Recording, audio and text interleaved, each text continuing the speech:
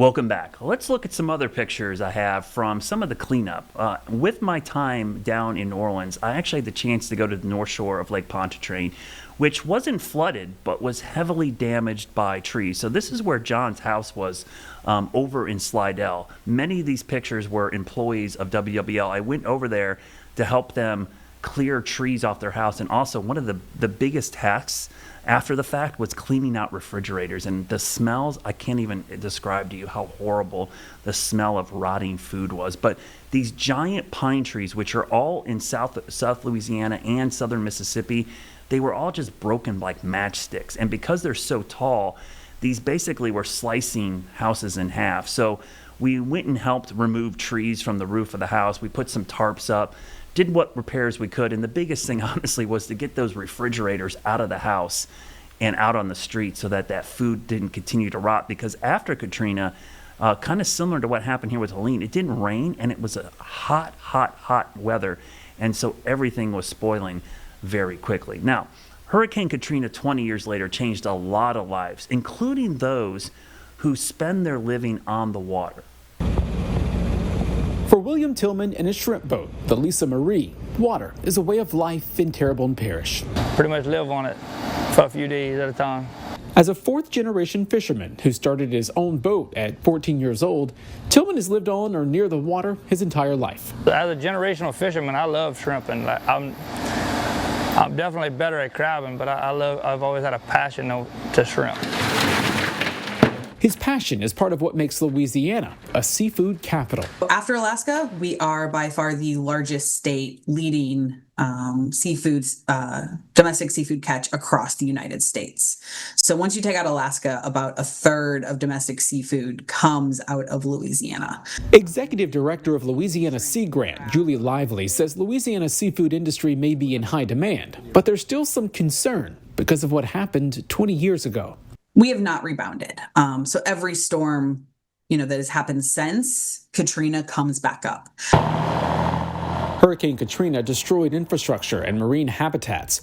According to a report to Congress in October of 2005, the Congressional Research Service reported initial losses to seafood production were estimated at $1.1 billion for Louisiana. Really, it's an impact to the economies, more so than an impact really to the actual animals. Those economic impacts cast long nets, but it's the ones on these local waterways, especially in Terrebonne and Lafourche parishes, that have left fishermen on the hook.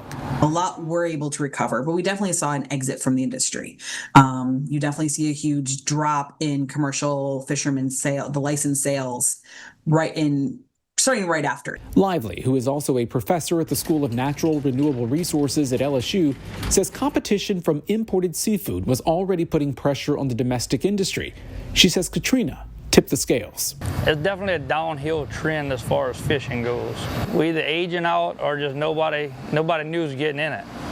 It's not a desire to be a fisherman anymore.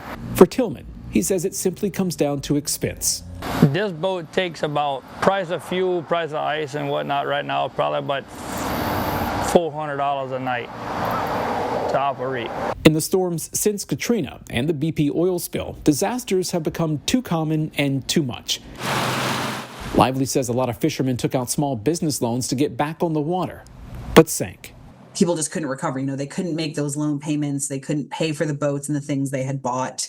And so they just ended up leaving the industry.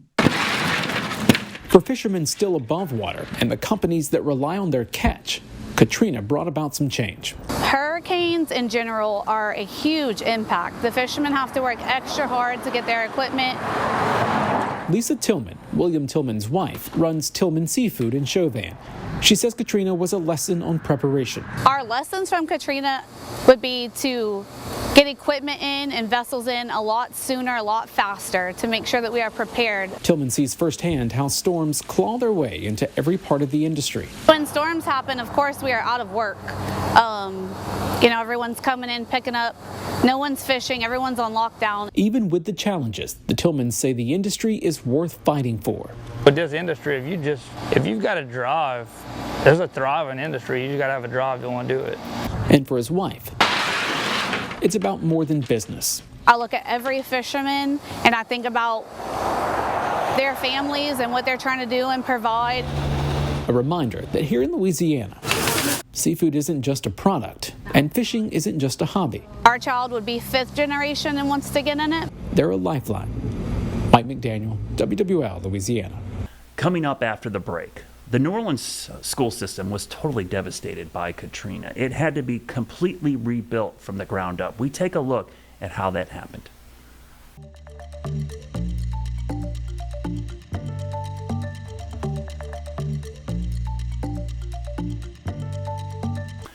Welcome back. Well, one of the things I did while I was down in New Orleans after the storm, this was about a week later, I had to go back into New Orleans when we were based out of Baton Rouge to recover some computer systems. So I went back with engineers from our station and also armed security guards with a fuel truck. They needed fuel to replenish the generator, which was powering the transmitter for the station. Now, CBS News actually at the time had helped us out with the fuel truck, and these are pictures of us going back to the station for the first time after the storm. And you could see we had security with us that was trying to clear the building. We didn't know what the security situation was like. And one of the things that was, kind of at the time I think was overplayed, the security wasn't as bad as you thought. It was just that people were desperate and we had power at the station and we had fuel, which was vitally valuable to a lot of people. So I ended up going into the station, and you could see some of the pictures of all of the rescues. Remember, this is a week later, by the way. There's still rescues going on with helicopters all over the place. And so I had to go back, and one of my main jobs was to actually film some of it. You see me there with a camcorder. We don't have those anymore. We would have been using a phone. And we actually had to go get the weather computers that were in the building and take them up to Baton Rouge, because what people might forget as well is we had another hurricane coming, and that was Hurricane Rita, which we had to track about 2 weeks later. So that was my trip back to New Orleans, and that was kind of a shock to the system as well. Now, in the wake of Katrina, the public school system was in complete disarray, and it would have to be rebuilt. Here's how that happened. 2 words. I never forget. Mandatory evacuation. Mandatory evacuation. I am telling everyone to evacuate if you can. For 2 educators 20 years ago. Everybody had some sort of a loss, whether it was a loss of life, a loss of property, or a loss of your spirit. Changed everything. We got that call around 4 p.m. We talked to our students. We evacuated. And August 28th is the last time I actually saw some of the youth I was working with at Edna High School. 2 lives and thousands more altered as Hurricane Katrina hit New Orleans on August 29th, 2005. Our spirits were low. Everybody in the educational realm that I had contact with, we all had the same feeling, not being able to go back to what we knew. The storm passed. Then the levees broke.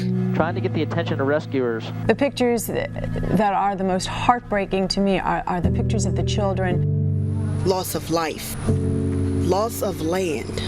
Loss of everything. All the entire north side of these buildings, the windows are completely blown out. The city closed. The schools were no exception. Of the 126 Orleans Parish District campuses, 110 were severely damaged. The rush to reopen started with less than 10 schools in November of 2005.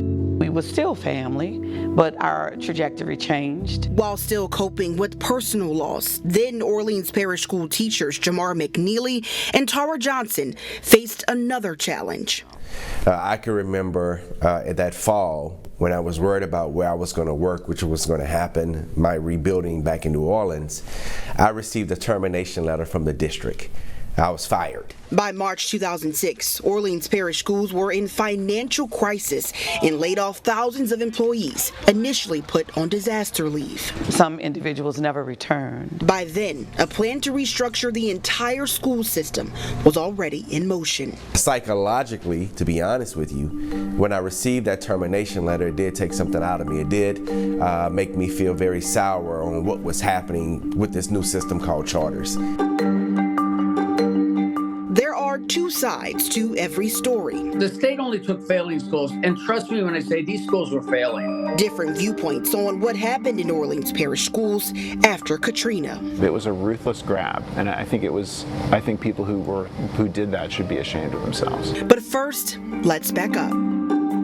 So before Hurricane Katrina, New Orleans was ranked at the bottom of the state, and at the time, the state was ranked at the bottom of the country. That's Jamie Carroll with the Education Research Alliance. The organization, based at Tulane University, aims to use data to improve student outcomes. Research from the ERA shows for the school year before Katrina, OPSB ranked second to last in Louisiana for math and reading.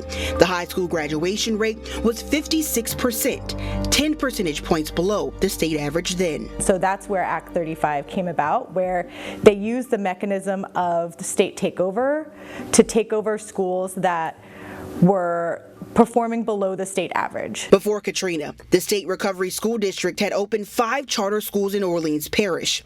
In November 2005, Act 35 classified more than 100 OPSB schools as failing. That laid the groundwork to transition to charter schools. Previously, only schools that were considered failing in terms of having really low test scores were allowed to be taken over by the state.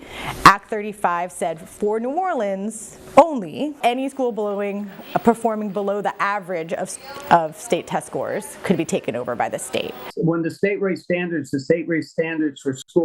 for school districts for all the children throughout Louisiana, okay? So just not for New Orleans. Paul Vallis, the second RSD superintendent, argues the shift to publicly funded, privately operated charter schools was essential to reopening and improving school performance, not a state-targeted move against New Orleans. I actually arrived to the scene about a year and a half after Katrina, in part because they had extreme difficulties getting the schools open. Vallis says pre-Katrina, the school district struggled financially and had outdated facilities. But above all, the bottom line is the vast majority of schools were failing. Schools were given expectations. The district was given expectations.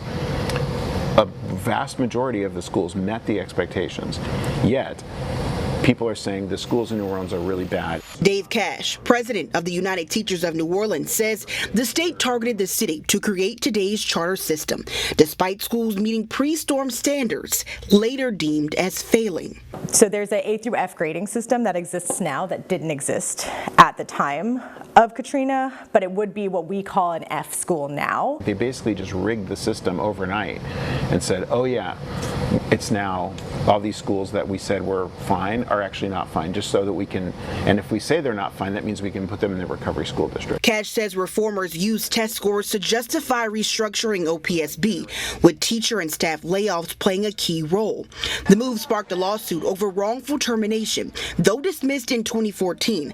A 2012 ruling from Judge Ethel S. Julian sided with teachers, pointing to the state raising the passing score. She writes, it was 60 before Katrina, but was raised to 87.5 the day the state took control of OPSB on November 30th, 2005. Cash says Act 35 hit black educators the hardest. The teaching force here was, like the student population, predominantly black and predominantly people from New Orleans. Our union had helped build the black middle class by helping to continually raise the living and working conditions of teachers.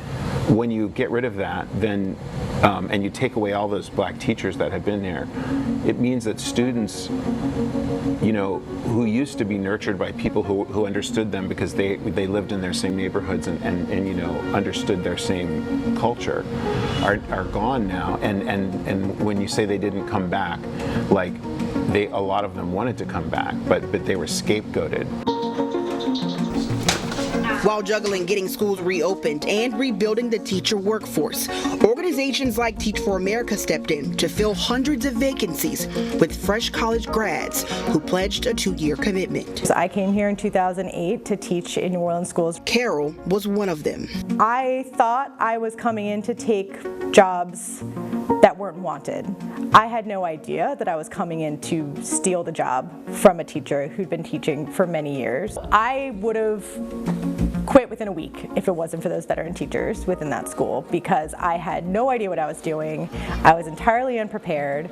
Bringing in people from outside into communities to try to teach students, that is creating a gap between the student and the teacher that doesn't need to be there. That is really hard to erase. While some are convinced the community was cut out of the rebuilding process completely, RSD Superintendent Vallis recalls making efforts to include the community as the new system started to take shape and rehire teachers. We worked with community-based organizations to meet with a plethora of community groups and parents. And we had regular town hall meetings and public forums, particularly about facilitating the return of teachers and giving teachers an opportunity. And as I said, virtually any teacher that returned and was in good standing was actually hired.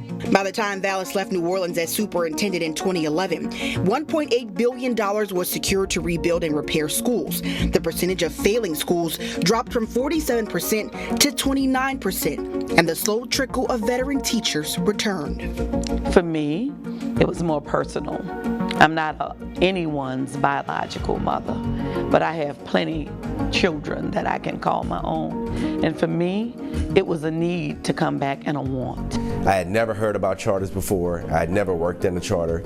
I was a traditional educator, but most importantly, regardless of charter, regardless of district, I just wanted to get back and work with my students and families. The two educators dived into the new system, and now 20 years later, they're leading their own charter networks.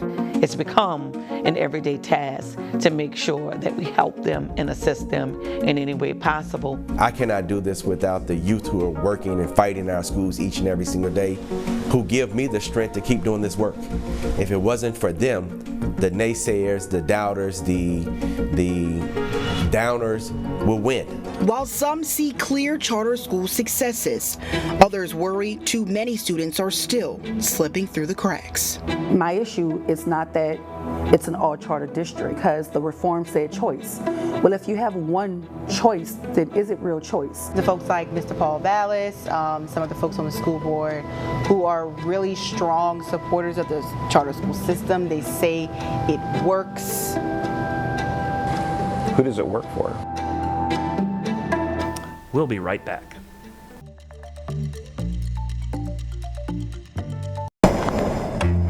Wind's blowing here. It's been 5 years, 10 years, 13 years. As the years passed, for some, the chaos and closures after Katrina felt distant as the new school system took shape. I believe the reforms from an academic standpoint were an enormous success, and the proof is in the pudding. Paul Vallis started as superintendent of the state-run Recovery School District in 2007. When he left in 2011, more than half of the 89 schools in the district were charter, up from 5 before the storm. Vallis says numbers don't lie. So hands down, the academic improvement was dramatic, and it moved from the second worst school district in this entire state to a middle of the pack. In the first 10 years of the reforms, there was a huge increase in student test scores, graduation rates. Jamie Carroll with Tulane University's Education Research Alliance says through State Board of Education and individual school data, numbers show school success after Katrina. All student groups improved greatly on those different measures and through about 2015. Since then, even with the state changing expectations for student evaluations and LEAP scores to adopting Common Core standards, New Orleans outcomes have sustained at the same level in comparison to the rest of the districts in Louisiana, but at the same time, Louisiana has been increasing their standards and they have been increasing where they're ranked. So the sustainment is something that I think is a positive. Of course, we have more room to grow. ERA data says there is room when it comes to student experience in the classroom 20 years after the storm. Of course, the draw to certain schools, I think that still exists today. Yes. What do you mean by there is greater equity, but there's still kind of a gap that needs to be filled when it comes to that? Yes, for sure. So I think after Hurricane Katrina, the students' test scores went up for all groups, which is great, but that doesn't mean that all students are experiencing the same type of classroom or the same type of school. I just want to see a school district that networks for the large majority of the children that it is supposed to service. Dr. Ashanta Wyatt is an educator and works as a consultant for some local charter schools. Dr. Wyatt, an Edna Carr grad, says while achievement is worth celebrating, it's also important to consider what numbers aren't being reported. We talk a lot about growth in the new way we do school. When we ask about proficiency, we don't get any real answers because growth and proficiency are not synonymous. Yes, you can grow, but are you proficient? The state says it is, citing a rise in K through third grade reading proficiency from 44.6% in 2023 to 46.9% in November of 2024. But Dr. Wyatt sees more than half of the students that are still behind. So my issue is not that it's all charter. My issue is that you sold this all charter network to us on the basis of choice. And any one thing, it's not real choice for every family because not all children are flourishing in an all charter district, just like, as they put it, not all children were flourishing in an all public school district. There's also a big gap in the economic disadvantage status of students and which ones have access to the top rated schools versus which ones do not. If a student from an economically disadvantaged background gets into one of the top rated schools, they're likely to be extremely successful, but that is not as possible because some of these schools have admissions tests that are challenging to pass, as well as certain types of preferences for different types of students. Multiple parents are expressing frustration after learning their child didn't get into a school of choice through the One App School application system. It was just heartbreaking for it to come back and say that none of the 8 schools were able to accept your child. Out of schools that I picked in my area, you chose a school that is not in my area and doesn't have bus transportation. After Katrina, the shift to charter schools removed neighborhood-based school assignments. The RSD launched One App in 2012 to streamline the enrollment process across Orleans Parish. It feels very segregated. It feels very cherry-picked to me. It's now called NCAP, but Dr. Wyatt says it's always been problematic. When you find that a large majority of Caucasian children are finding their way in the better schools, and a large majority of Black children are finding their way in the lower performing schools, it will feel segregated to you as well. So I think that's a compounded question to answer. NOLA Public Schools Superintendent Dr. Fatima Fulmore says unlike previous years, the system today includes all schools on NCAP. Having schools with selection criteria or admission criteria is not a new thing in terms of being part of an education system. My hope is that every school that a family chooses is the best choice for each family. In 2018, the RSD returned control back to the district. Fast forward to 2025, as Dr. Fulmore begins her first full year as NOLA Public School Superintendent, she points to measurable gains. As of our school performance data last year, we didn't have any failing schools. You think about how we've had consecutive years of being a top improving school system for mastery plus growth. I think those are pretty notable and remarkable achievements. When we look at the other side of that, the state data shows that Orleans Parish schools, they are improving, but I mean, that's still a C. Right. So how do you celebrate that progress while also still being realistic about the work that is still left to do? Yeah. How do you go about doing that? Yeah, it's a C and 1 point away from a B. But I think our educators, and even as a superintendent, we're very realistic and tapped into our opportunities for improvement. Literacy, I always say, is the great equalizer. Dr. Fulmore plans on prioritizing partnerships and replicating success seen at high-performing schools. And I have to be integral in those spaces and making sure that we're lifting up where great things are happening and what we see working and best practices. She also plans to recognize outside forces affecting inside the classroom. We have a lot of trauma in our system, so we don't have the luxury just to focus on test scores. 3 teens were killed in the span of a few hours. Students were asked to raise their hands if they knew a victim of gun violence. Almost every hand was raised. Ensuring that students feel whole continues to be the focus for charter school CEOs Jamar McNeely and Tara Johnson. When I'm living in a city where 52% of students of color are living in poverty, and I understand that my population in my schools is roughly around 99 to 100% of students in color, I have work to do. It's become an everyday task to make sure that we help them and assist them in any way possible, and especially with all of the things that we know that are going on. The number of homeless families in New Orleans is on the rise. School is out for the summer, and that means some families are struggling to put meals on the table. 20 years after Katrina, New Orleans remains a national model for school reform. By the 2024-2025 school year, NOLA Public Schools shrank to 67 schools. All but 2 were charter. I'm not going to get caught up into charters. I'm not going to get caught up into public. I'm going to get caught up into the fight of what we have to do for our youth to sustain.